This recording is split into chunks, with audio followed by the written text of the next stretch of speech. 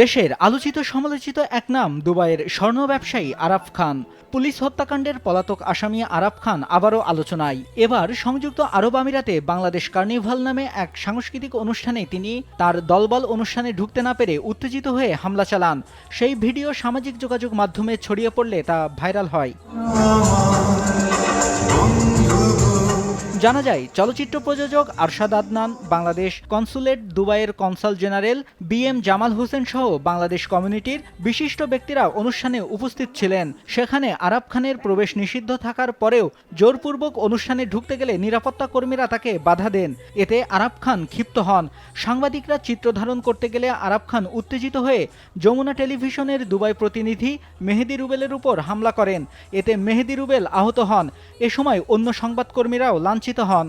যে বা যারা এই ঘটনা ঘটিয়েছে তারা যদি অনাহত হয় তাহলে তাদেরই দায়িত্ব ছিল এটা প্রতিহত করা, তাই না? কে বা এসেছে, সে কি বাংলাদেশ কমিউনিটির কেউ কিনা, এটা আমরা জানি না, কারণ আমরা তো অতিথি এখানে। সুতরাং এটি যারা আয়োজক কর্তৃপক্ষ তারাই এটার জবাব দিবেন এবং তারাই এ ধরনের যদি কোনো অপ্রীতিকর ঘটনা ঘটে তার রেসপন্সিবিলিটি তারাই নেবেন। না, এখানে তো আইনের দেশ, এখানে আইনের শাসন চলে। কেউ যদি অপ্রীতিকর ঘটনা ঘটায় বা আইন ভঙ্গ করে, তো এখানকার প্রচলিত আইনে অবশ্যই তাদের বিরুদ্ধে ব্যবস্থা গ্রহণ করা হয়। অনুষ্ঠানে শিল্পীদের মনোমুগ্ধকর পরিবেশনা ও সকল শিল্পীদের অংশগ্রহণের ব্যাপারে আয়োজক কমিটির ওপর সন্তুষ্টির কথা ব্যক্ত করেন আরশাদ আদনান। ডেফিনেটলি আজকের প্রোগ্রাম অনেক গোছালো ছিল এবং আয়োজক অ্যাকশন কার্ড যাদেরকে বলেছিল, প্রমিস করেছিল, তাদের সবাইকেই নিয়ে আসতে সক্ষম হয়েছে।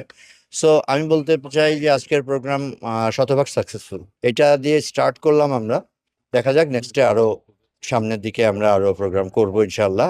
অপ্রীতিকর ঘটনা ঘটলেও প্রবাসী বাংলাদেশিদের জন্য এমন একটি আয়োজনে আসতে পেরে খুশি তারকারা। যে কোনো অনুষ্ঠানে আয়োজনে কষ্টের ভুল ত্রুটি অনেক কিছু থাকে, কিন্তু দিন শেষে আমাদেরকে এনে আপনাদের সামনে রিপ্রেজেন্ট করতে পেরেছে, এটা অনেক বড় ব্যাপার। দুবাইয়ে কিন্তু অনেকদিন কোনো প্রোগ্রাম নাই। আমি আগে প্রায় শুনতাম ছোটবেলায় দুবাইতে সার্জে অনেক বড় বড় শো হয়, কিন্তু আমি অনেকদিন কিন্তু দুবাইতে কোনো প্রোগ্রাম দেখি নাই। এই যে একটা ধারাবাহিকতা শুরু হলো, আশা করি বাঙালি কালচার এভাবেই চালু থাকবে।